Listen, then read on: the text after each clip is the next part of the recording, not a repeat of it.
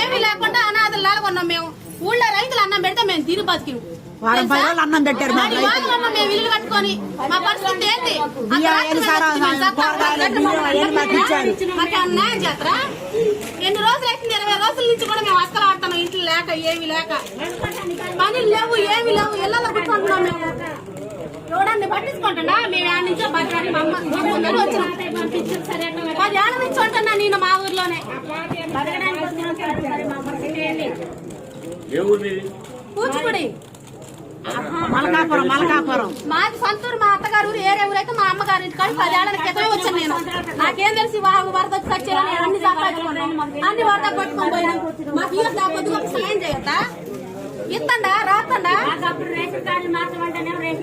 మాది తెలంగాణ, మాది ఈ జిల్లానే.